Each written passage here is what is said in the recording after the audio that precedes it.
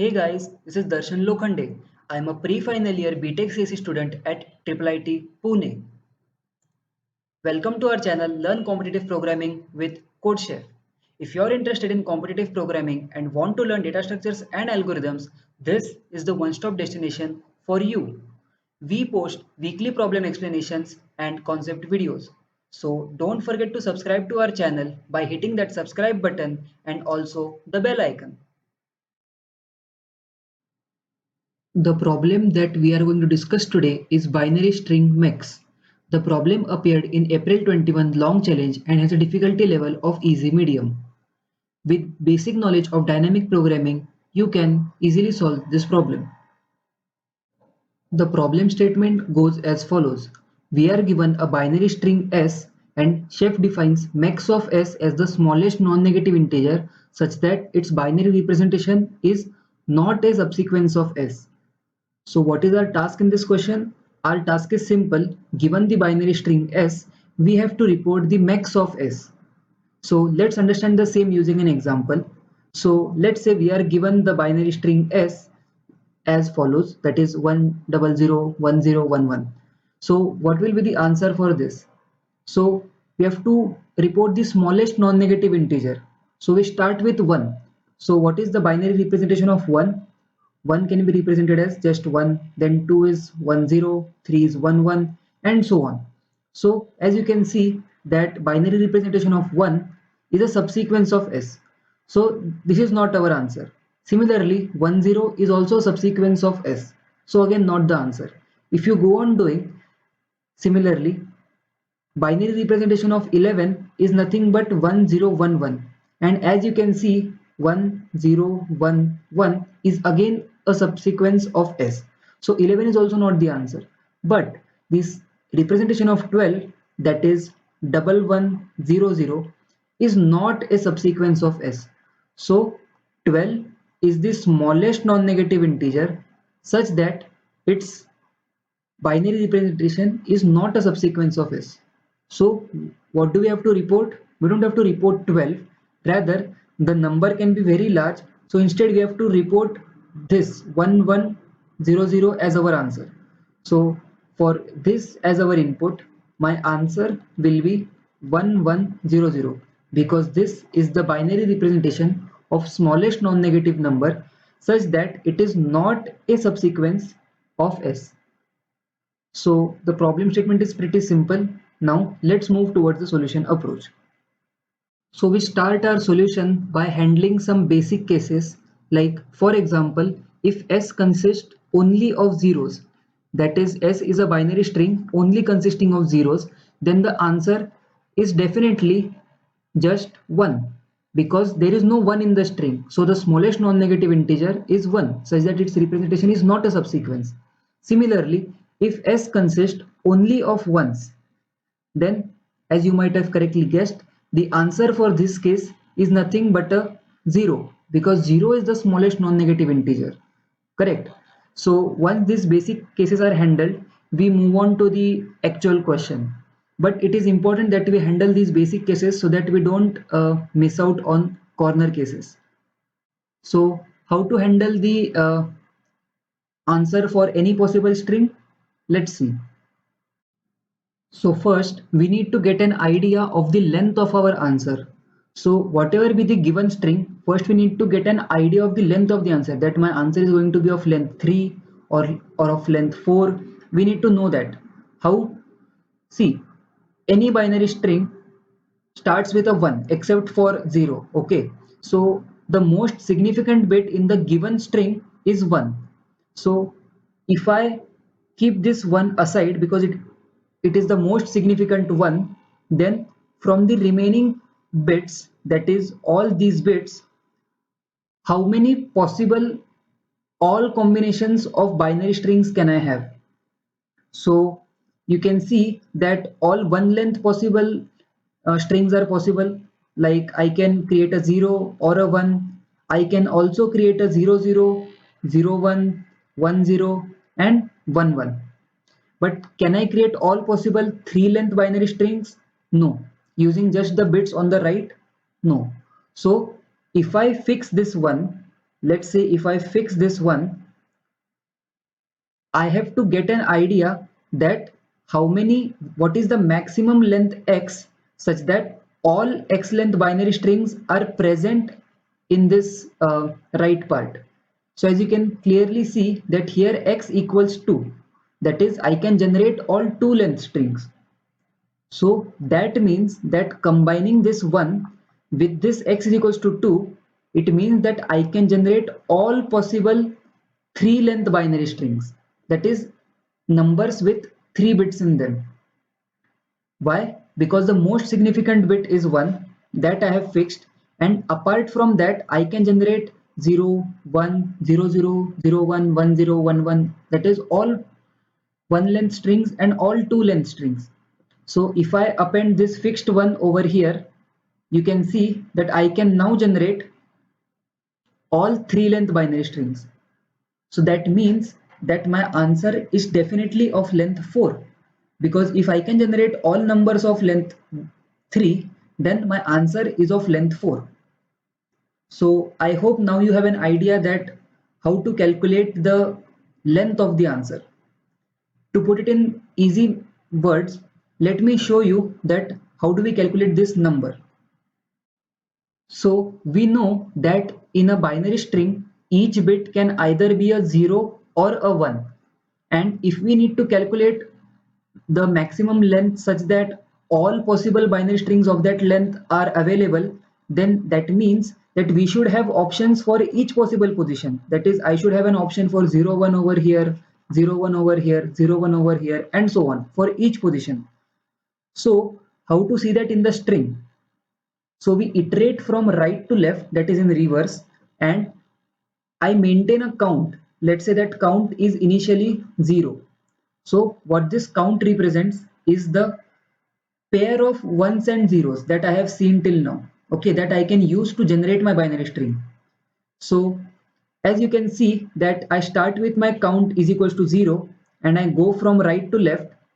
Whenever I see a 1 and a 0, so I can see a 1 over here and a 0 over here. So as soon as I see both of them, I increment my count to 1.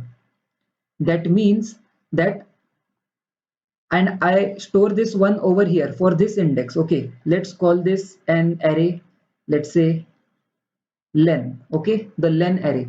So I store this count value over here, that is 1. Now again I reset my ones and zeros. That is, I have to see a new set of 1 and 0 now.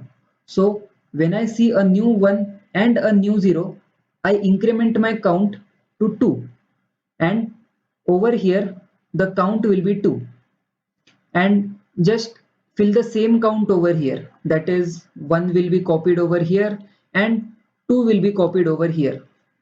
Remember that also, because you're seeing a distinct 0 and 1 over here, the count becomes 3, but 3 is not stored over here because the change takes place afterward in the next index. Okay, so I store these counts, and initially the counts were 0, so here the count stored will be 0, 0, 0. So you might be wondering, what do these numbers represent?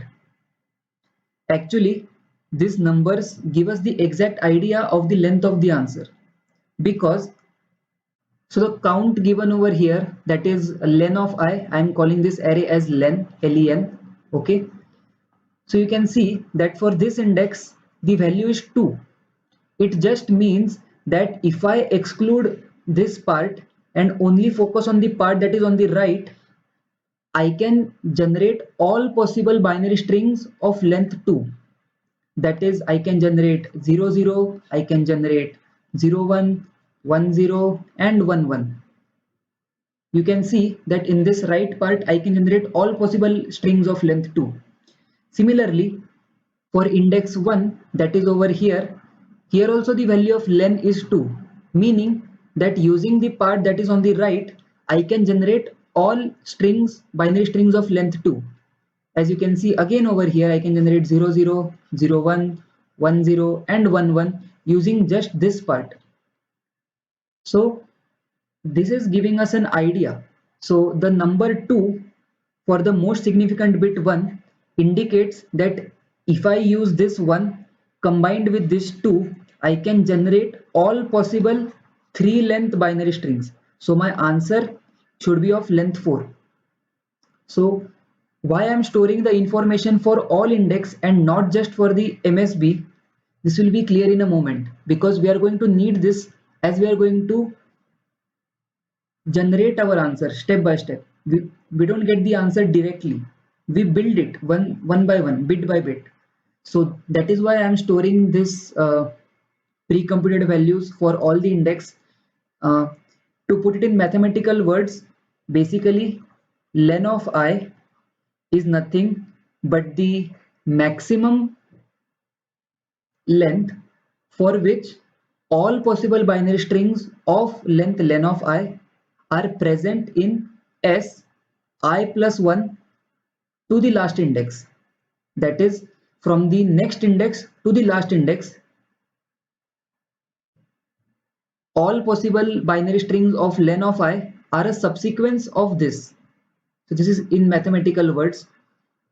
Let's see how to utilize this using some other information to actually generate our answer bit by bit.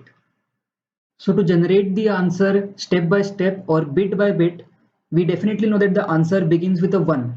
So I start with the most significant bit, that is a 1, and I append it to my answer. Now my next choice is whether the next bit in my answer should be a 0 or a 1. So I look in my original string S and look at the next 0 and the next 1. So these are the two options that I have, the next 0 or the next 1. Which one do I put in my answer as the next bit? Now my first bit is already set, that is 1. Now I have an option over here. Either I can put a 0 or I can put a 1. What happens if I put a 0? If I put a 0 over here, then the first two bits are 1 and 0, and because len of I is 2 over here, it means that the remaining 2 bits in our answer can be achievable. That is, all possible 2 length bits or 2 length binary strings are already achievable. So any binary string of length 4 that begins with 1 0 is already a subsequence of my given string. So this is not a good choice. So I will go for the 1 because it has a smaller len. That is, this 2 is actually greater than 1.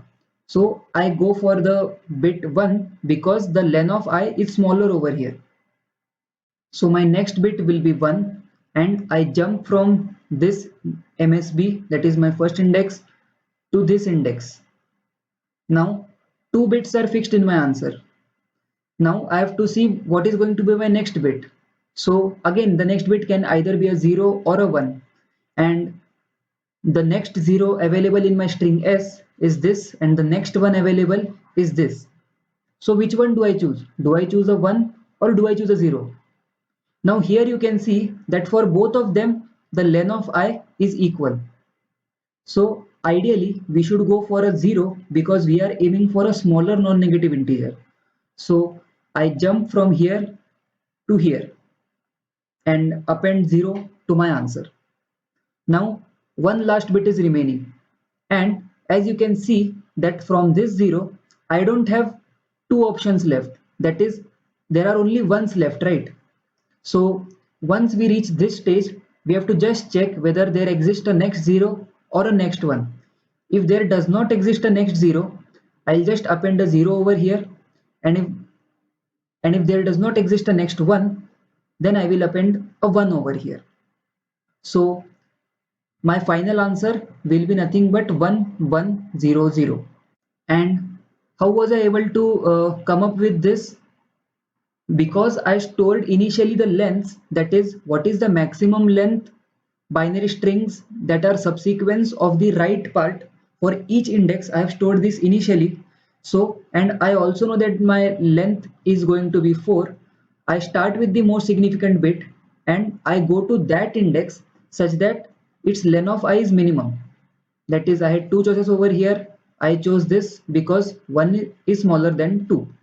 Similarly, from that I went to 0 because although I had two options, that is, I had two options 0 and 1, but I will choose 0 because I need a smaller non-negative integer.